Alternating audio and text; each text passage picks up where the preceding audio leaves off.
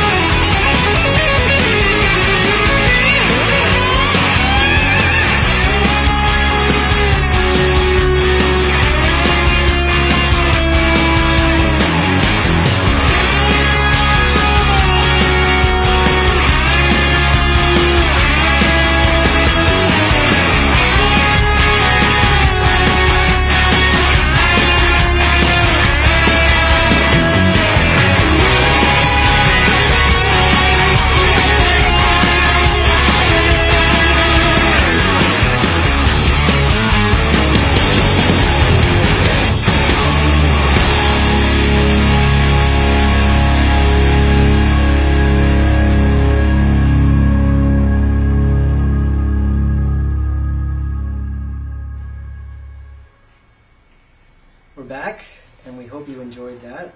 First track off of Pete Thorn's new record, Guitar Nerd. Revenge of the Nerd. Revenge of the Nerd.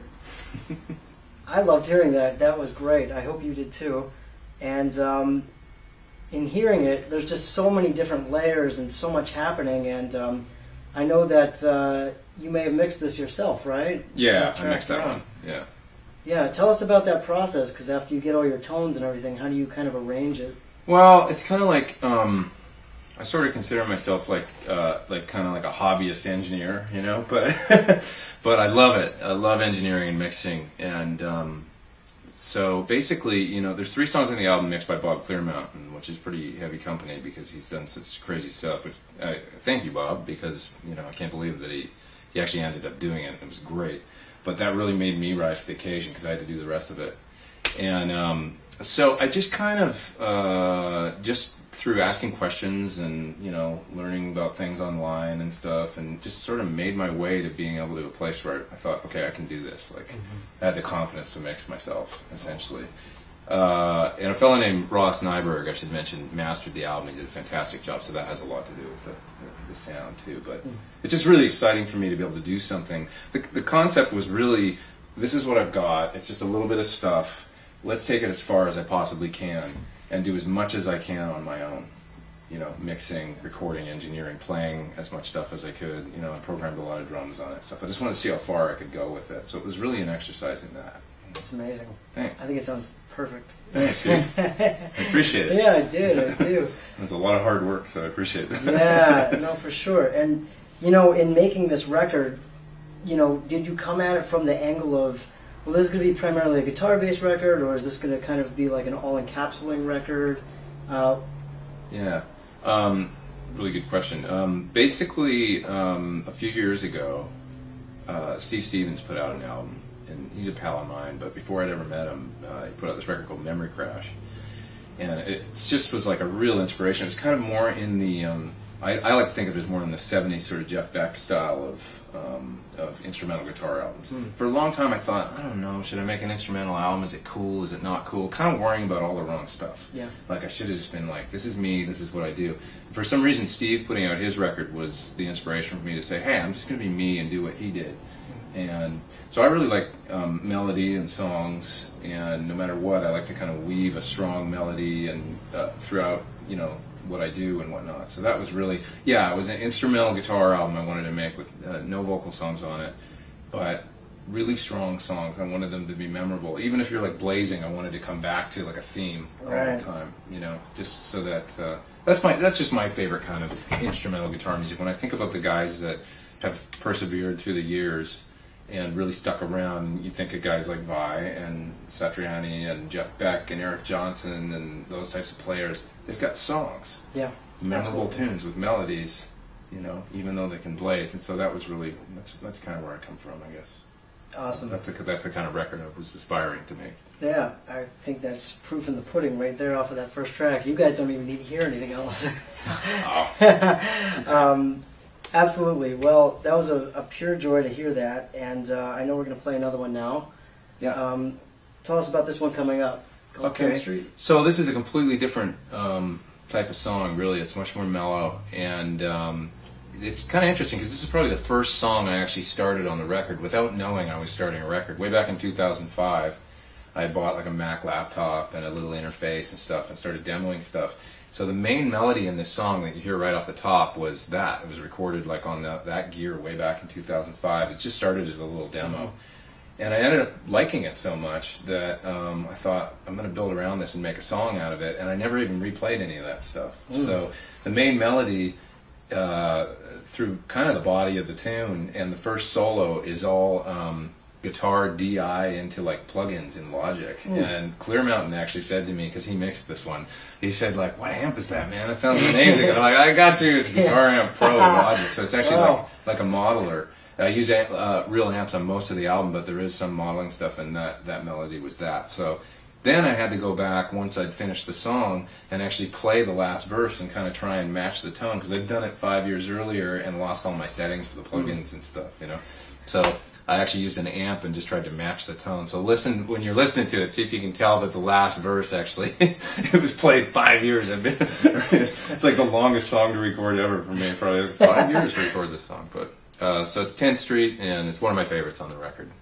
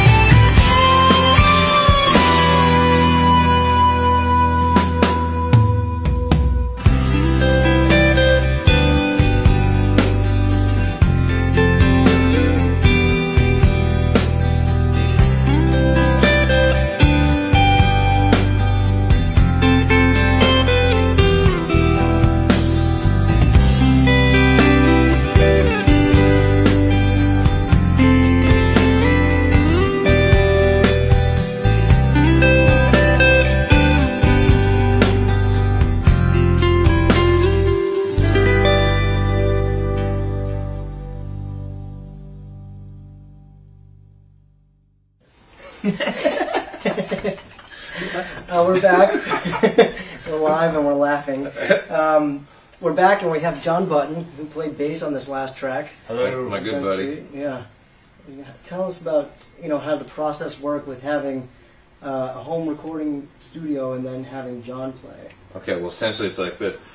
Hey dude, can you play bass on this track? Okay, let me see what I got going on. Okay, I'll get you something in a couple days. Anyway, I'd email him a track, literally, and he'd send me back a bass track. And this is, the way I do so much recording these days, right? A lot of people do a lot of recording these days. Yeah, so it's kind of fantastic, but just emailing around tracks, and he's so good that he'd send me back a bass track, and I'd just be like, done. That's it, I love it. Aw, shucks. Really, I mean, that's like the track on this tune, and then there's a song called Velvet Fist on the record too. That's the same deal, where he sent me this. It's much more like a heavy rock tune, and he sends me this. It sounds incredible. So thanks. But John's an old friend of mine. We've done a lot of touring together and stuff. So it's really cool he's on the record, and yeah, can't thank you enough. Look out for a pleasure. For John is going to be on tour too, right? You coming up? Tour coming up. Roger Daltrey. Yeah. Doing Tommy. Yeah, playing Tommy top to bottom. It's a pretty. Learn all your ant whistle.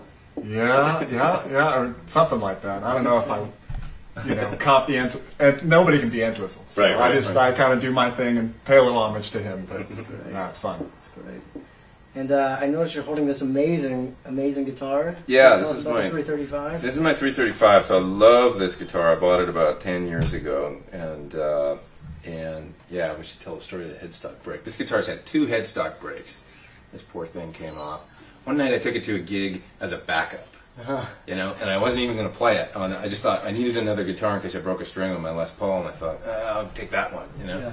And the guitar was sitting on the curb out front of the Viper Room in Hollywood, in its case, sitting up in the case, and a keyboard player came by with his keyboard and bumped the case, and it went, and I thought, it didn't even fall that hard, and I was like, I better look in the case, and I opened it up, and the headstock went, but anyway, so for the second time, the headstock got fixed. It had a break once before I got it as well. And the guitar is just amazing. There's this theory that some people have that broken headstocks, once you fix them, the guitar sounds better. And I think that might be true because it's anyway. I used it on the last track on that the solo when the song really kicks in the middle. There's kind of the cleaner solos and stuff, and then it kind of ramps up and hits sort of here we go. And it was generally I go for kind of like British tones. And kind of edgy, martially, aggressive upper mid stuff. But I thought I'm going to do something different on this solo. I want to see, for lack of a better example, it's a great example, but I don't know if I achieved it. But I wanted to go for like a Robin Ford kind of tone because I love his playing, and I thought, I wonder if I can get that kind of dumbly thing. So I used this Bassman that I've got over here. It's a '66 Bassman head, and I used a Zen Drive pedal. Which I'd never used before. They sent me one a few years ago, and I hadn't really got a chance to check it out. So I plugged the Zen Drive into the Bassman with the 335, and that's that sound. I just love it. It's one of my favorite sounds on the record. So, how cool! Yeah, I wish I actually maybe used that tone more in the course of my career. Maybe I'll do that now. Was it on your first record? What was I missing out on? But, many more to go. Yeah. So. And, yeah, so there are several amps here, and I know you've been playing Suhr amps for a while. Yeah. And tell us about some of the other amps that you've used and whatnot, and which ones you like best. Well, the main amp I use in the course of touring and whatnot is the Suhr and Custom Audio PT100. Keep talking, I need help. Yeah, yeah. Go for it. Camera situation. Yeah, we're good. So anyway, the Suhr and Custom Audio PT100, he made an amplifier for me, which is essentially got a great sort of American-style clean channel, and then a Brit. It's this guy over here, kind of a Brit sounding channel 2 and 3, and so I use that for all my touring, and I use it on a lot of the record and whatnot. I love it. Some of the other amps on the record, the Suhr Badger amps. I've got a Badger 18 and a Badger 30, and those are more like kind of lower watt, sort of more saggy. Vintage sounding, and what else have I got? A couple divided by 13s here. One's sort of Fendery and one's kind of boxy, and for those tones. And I've got a Marcia by Rack Systems, which is now called the Brown Eye, I think, made by Dave Friedman. So yeah, so that's a great amp too. So when I need a different kind of Brit flavor, I use that. So. Just depends, whatever the job calls for, and pedals, and Very exciting. I play. Are you looking at this mess and going, "What is that?" We'll show you guys all these pedals afterward. We'll do a sweep around this room. I should mention too. I use this thing a lot right here, which is there's a thing here called maybe we can pull it in the frame, called the Faustine Phantom, and that was kind of invaluable. I live in this place I'm in right now. It's not you can't crank a 100-watt Marshall on tandem here or anything like that. So I do attenuate, and I use this guy. It's the Faustine Phantom, and it's the most transparent attenuator I've ever tried, and I love it. I'm always hyping his attenuator because Tim's a great guy, the guy that makes it. But it's that piece of gear basically I don't play without anymore. I use it live. I use it. Use it live. Yeah, I use it because you can just you can crank an amp as much as you want, get it right in the sweet spot, and then just turn it down. Very cool. I don't feel like I'm losing anything with it. So. We'll find the website and we'll include it when this is available in our video on demand area. Cool. After the broadcast. Cool. Sweet. Oh, cool. Yeah, man. Yeah. So, so tell us a little bit about before we play this next track. Yeah. I think a lot of viewers, including myself, are very curious. when you get a phone call and you find out you're going to be, leaving for the next 3 weeks, maybe 3 months, Right. What comes with you? What comes with you in the bag? As far as gear-wise, or Yeah, what kind of guitars do you pick up, and that's an interesting question. what kind of clothes do you pack? I try and travel lighter and lighter these days. I don't know about you, but in Melissa's band, I had a wardrobe for the first time. I've been like, when are we going to get a wardrobe in one of these tours that I go on? But yeah, wardrobe is necessary. But then you can barely bring anything. You just put everything in the giant road case wardrobe and send it off. But as far as gear goes, it's funny because I end up, if I'm doing an audition for a gig, I kind of think, what would be appropriate for this? And I'm like, maybe this guitar with this amp and this, and I kind of piece together a little rig for the audition, and that's generally, if I get the gig, what I'll end up doing the whole run with. It's just kind of my first instinct is what I end up rolling with. So generally I tour, I'm kind of a preset guy. I've got a rack that's, got some, Frac Audio Axe effects, and then a loop switcher from RJM in it with all my pedals all racked. And I like making presets and stuff so that I can time delays for certain songs, or I love pushing one button, be able to go from crystal clean with some modulated delay or something like that to a ripping solo, or right into a rotary sound, without dancing on a bunch of pedals. Yeah. So I'll generally program up my rack rig and whatnot and take that, but it just depends. I am doing fly dates and whatnot now with a couple different artists where I'm just taking I'm taking this little guy here, actually. Thanks. I'm like. This is my little fly board. So, it's like, couldn't be any smaller, right? Yeah, tell us what's on it, maybe. Well, I got, you see an old Phase 90, and I switch the tuners up sometimes, depending. It's just got a Boss on it right now, but I use the TC sometimes, too. I've got a Plexitone from Carl Martin, and Sir Coco Boost, El Capistan from Strymon, delay. That's a Retrosonic Chorus. It's a new TC flashback delay, which is amazing. It's awesome. I use these two delays, but this one's set like a tape echo, and this one's much more like a modulated memory man. So, okay. Yeah. And Van Halen flanger from MXR, and that's it pretty much. So I just throw this in a little road case and take a bunch of cables and rent amps, and away I go. So I've never really been a pedal board guy. I'm more like a presets and rack guy, but shrinking budgets in the world of rock touring dictated that you can't always bring your big rig, right? Yeah. One more question, maybe, before we play this next track, and then maybe we'll take some questions from the chat. We have a live chat in here. Oh, cool, sweet. And we know that you went to Musicians Institute. Yeah. And you're a graduate from that. How did that help you prepare for your current lifestyle and career?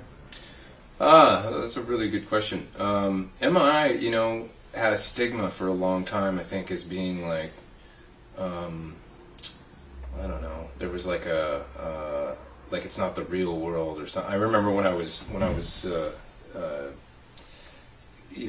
getting into the school and whatnot. It was just there was a bit of a negative vibe surrounding it, and I always thought it was kind of like really not the case. I learned a lot of real world stuff at MI, so I thought everybody kind of like. And now it's much. I think it's seen in a very positive light. The school these days, But there was this negative kind of like, maybe it's not street enough to go to school, learn how to rock or something. Well, there's some amazing players that have come through that school, right? Absolutely, yeah. And that was always it was always my dream to go there. As a matter of fact, there was a moment when I was 14 years old, and I remember clearly deciding, I was reading the MI catalog, and I was home from school for lunch, and I was like, I'm going to go to this school. That's it, And I clearly remember that day. And I went, and I never, it was a great experience for me. I learned, I had a teacher named Nick Nolan, and he was my private instructor that you meet with once a week and whatnot. And that guy taught me more real world stuff. Yeah, I learned academics there, but, he was really, not even so much playing, it was more like stories and anecdotes and approach to gigging and things that he would tell me, like what to think about, what not to think about, kind of stuff. And it was just really valuable information. So it was a great experience. Yeah, and it got me to LA, I'm from Canada, and it was like your parents don't want you to just pick up and move to Los Angeles from Canada, with your guitar and hope you're going to get in a rock band. So there was something about the oh, he's going to school. Yeah. It's okay, and we're all laughing because we know. Yeah, totally right. So it was good. Yeah. No, MI, I've got nothing but good things to say about MI. It was a great experience, and I think these days it's it's it's come a long way. I mean, it's expanded, and there's so many different programs there now and whatnot. So That's very cool. yeah, it's always fun to go back to and visit. Yeah. Well, we got a last track for you here. Tell us about it. Okay, it's called Big Mistake. This song I started literally 20 years ago. It was a song that was in my head when I was like a teenager. And what did you look like then? what did I look like then? I mean, much like this, but a little bit older. Yeah, kind of like you, actually. No. So, anyways, it was this tune I had, and I'd kind of written a vocal melody to it and whatnot. And originally, what it was supposed to be about was it was kind of about something beautiful getting completely screwed up. So I wanted to write kind of a melancholy, pretty track that then at the end just explodes into like, like when you're freaking out because something doesn't work out, and it was a beautiful thing that got destroyed.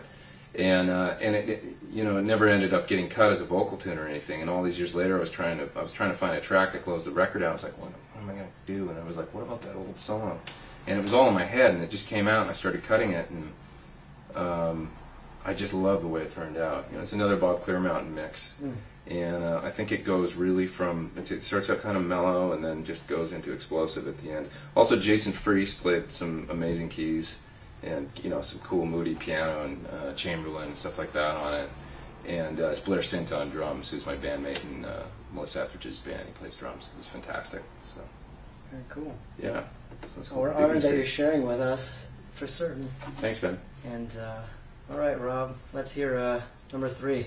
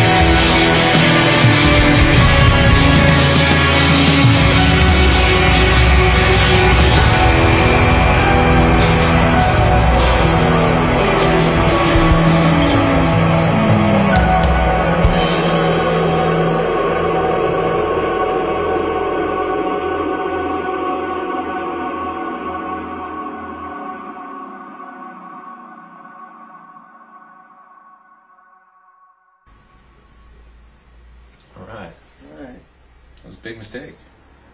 It's great, great song. Thanks, dude. And I was just commenting to Pete. You know, sometimes you hear like a really great guitar record, and my barometer is this the kind of album that I would listen to driving down the road after breaking up with a girlfriend or something like that.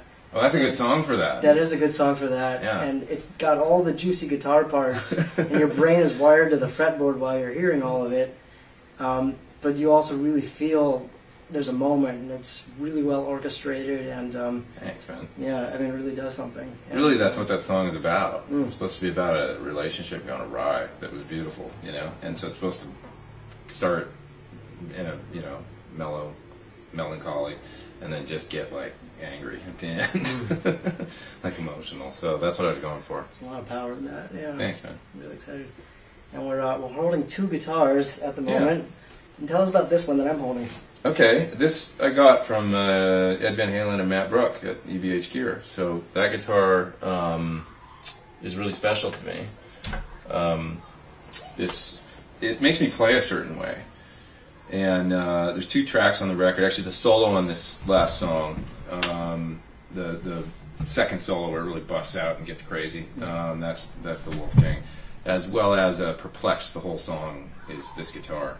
The album's really layered, and there was this one song called Perplex where I wanted to go for. I thought, I've got this Van Halen guitar I'm going to try and do like in the style of, you know, Van Halen kind of tune that's a little more stripped down. There's still layering on it. It's not layering. It's not as he's amazing because of course he can cut, you know, like rhythm track, go into the solo, go back. You know, it's like he plays live all the time. You know, and very little overdubbing going on. But the guitar really makes me play a certain way, and I love it. It's great. It's like a rock and roll machine. It's cool. So yeah, Matt from EVH Gear and Ed got me this guitar, and I can't thank him enough. So it's fantastic. Very cool. Yeah. And That's that one. that's really cool. Well, we have a couple of questions coming in, and then I'll save mine for after that. But Doug asked, you know, it would be great to see videos in the future of the recording process.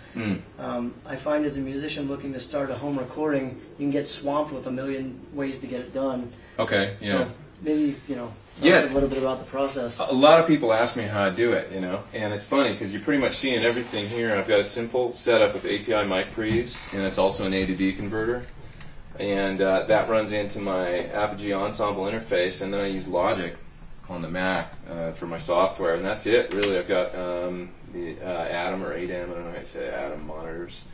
And basically I got all my heads here that you saw, and I run into whatever amp, and there's a long speaker cable running through my house to a cabinet in a closet. Now, usually, I'm just going to sneak out of the frame here for a second and get this cabinet. Usually, this would be buried in this closet over here, but I'm trying out a different one for a second, so I've actually got it out here right now. So the whole album was really done with one of these, which is just a 112, you know. And, you know, I'll throw a couple mics on it, the usual suspects like a 57 and a 421, or sometimes I use a Heil mic called a PR20. And I just put the mic right about there, I put another one right about here, and pull up the levels, and that's how I track, and that's it. And so this goes in a closet, and I surround it with kind of absorption stuff, you know, like packing blankets and some Oralax and foam like that and stuff to deaden it down.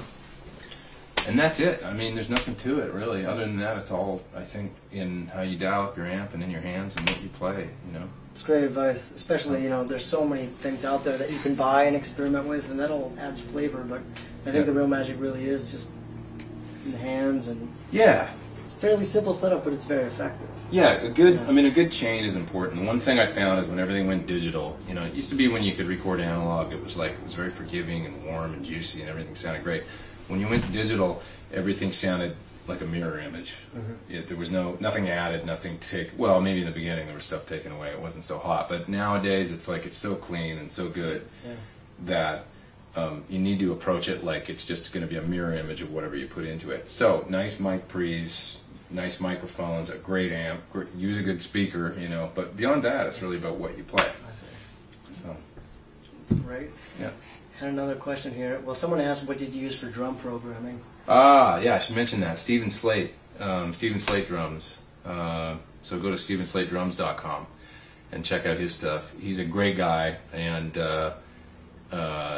you know, I couldn't. It was actually Steve Stevens that turned me on to them and said, "Hey, man," because I was using some other drum software. He said, "You got to check this out. This is just like, as far as sounding like a guy playing in a room, this is, you know, where it's at." So I got the Steven Slate stuff, and I was blown away. And I started programming, you know, thinking that I might go back and replace the drums later with live drums. And about half the record is actually is live drums, but the other half is just programmed. And you know, I'd get into a song and get deep into it, and I was getting better at programming as well, and humanizing, and kind of making it sound more and more real. And I'd listen, I'd go like, "This sounds fine. I don't even think I want to go to the trouble of replacing these." So about half the record, most of the rockers actually are on the record are the Steven Slate drums. That's great. That's great to hear. So anybody out there with, you know, some time to learn how to use these tools, and you know, an effective but simple setup can make something that sounds as good as this. And I think that really, you know, I mean, obviously not you. Everybody's their own unique person, right? Absolutely. But I mean, I think you're absolutely right. I think it's like, you know, it's really empowering these days. You just put a bit of time into learning how to program and stuff, and do your own thing, and it's going to sound, you know, the tools are there. Yeah, it's really inspiring. Yeah, for me too. I mean, this is inspiring. I was saying, these guys came over here to do this in my studio today, and I was just like, this is fantastic. You've got like a little mobile TV studio you can set up in a half an hour. I mean, that's inspiring. It's just amazing we can do all this stuff these days. You know, make records and put it on the internet and whatever else. Yeah, that's right. And you know, people can buy the record right now by, you know, there's a little ticker screaming cool. across the bottom, so they can buy the record and get into the rest of the tracks. So I've got. Should I explain the deal? Maybe that I've got going right definitely. now. Okay. What I decided to do was, for the first 2 weeks, as kind of a pre-release thing. The actual release date of the record is until May 31st. So for the first 2 weeks, if you go buy the CD at CD Baby, what you're going to get is also a 70-minute guitar lesson. So every CD has a download code attached to it, and you get your CD and you can download the 70-minute guitar lesson that has me blabbing about guitar and about songs on the record and licks and stuff like that. So if that's your thing, you know, it's $5 more than the CD will sell for itself, but you get a cool guitar lesson. And so after the 30th of this month, after May 30th, the lesson gets discontinued.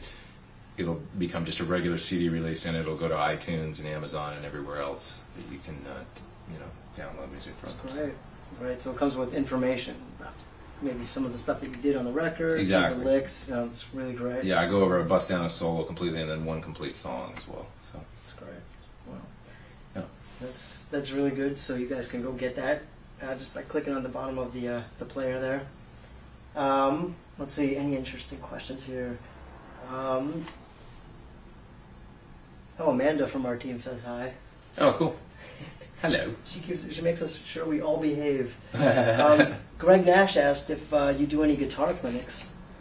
You know, it's something that, with the advent of this record coming about and whatnot, I probably should look into more. I've done a couple, but that's it, you know. And yeah, I mean, I'm going to think about it more and more. The folks at Sir, you know, I use their amps and guitars and whatnot, and they've asked me sometimes to do them, and I did one for them. And maybe there'll be more at some point. You know, we'll see. Yeah. And what else do we have here? Well, we have someone says, "What's your favorite guitar?" My favorite guitar. Sure. That's really hard to pick. If the place catches fire and you have 1 second to get in there, yeah, what it's are you probably getting? gonna be this one. This is my old Strat. So this guitar I took out and used on the road with Melissa Etheridge this year, and it just became, I guess it's kind of my favorite. It's really hard to pick a favorite because I you know, depending on what I'm doing, you know, this wouldn't be the right guitar to play on a lot of the songs on this record, for example, you know. But it's a fantastic guitar, and I guess if I only had to have one, you know, maybe this one. But I love so many of them, you know. I love the EVH guitar, and I love my Sures, and I love my 335, and it's hard to pick. Now I see a guitar back there that I'm going to have to grab. Hold on one second, guys. This is going to be good. All right, you guys have never seen this before. Tell us about this. All right, I was a shredder, and that was my shred machine. I got it when I was 16. And yeah, it's an original Jackson, you know, obviously hockey stick headstock situation and the whole 9 yards. So I was obsessed, man. I remember when the first Charvels came to Canada. I grew up in Edmonton, And so the very first Charvel showed up at Mother's Music, and they had like lightning bolts painted on them and stuff like that. And I was like, oh my god, that's fantastic. So anyway, a couple years later, I ended up getting this one, and I've always kept it. You know, you can see I've like cannibalized it. There's no strap buttons on it right now, and I've robbed parts for other guitars, but that's it. It was really kind of my first really good guitar. It's actually an amazing guitar. Like the neck on this guitar, if you pop the bolts, to get the neck out of the body, you got to yank it out. It's like the neck was made for the body. They made some quality guitars, Charvel Jackson back then. Yeah. Not that they do today, too. I see something that happened back here. Yeah, it's a little back route situation. I was a victim of the 80s. And, you want to hit your like harmonic, and of course, be able to do that. So. Two-person operation to do that. Yeah. But I kind of regret doing that now. Oh, I think this is really cool. And I'm sure everybody, has seen these before in pawn shops. And when I see them, I want to buy them. I mean, I think totally. The graphics alone are just awesome. Well, there's a resurgence in that kind of thing now, isn't there? Yeah. So it's that 20-year cycle. Like whatever was cool 20 years ago is now cool. Totally. Yeah, or something like that. Yeah. Let's see, any more questions coming in? Funky Jackson. Well, that's the cool thing about the two-way thing. That's pretty fantastic. Whatever they see is real time. So this world we live in. Yeah. Well, some very interesting questions, and someone said they're going to buy the CD. So oh, fantastic! Really hey, thanks. I appreciate it. And yeah, I got to say to anybody that wants to actually go get this thing, I really do appreciate the support. I'm doing it, as you know, totally on my own. Mm-hmm.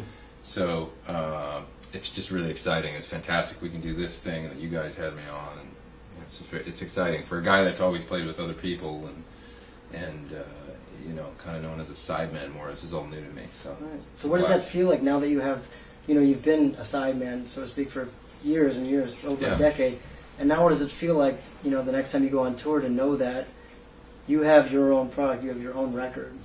It's just a thrill. It's like, it's just really cool to do something when you don't have to compromise or listen to any.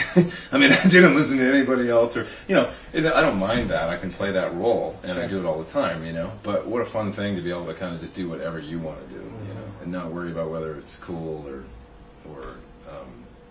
just whatever, to me, it's like music should be you do it for yourself, and then if anybody else comes along for the ride, that's great, But I don't want to think about like what everybody else wants me to do, And maybe I've been a victim of that in the past, but not. I'm getting too old for that or something.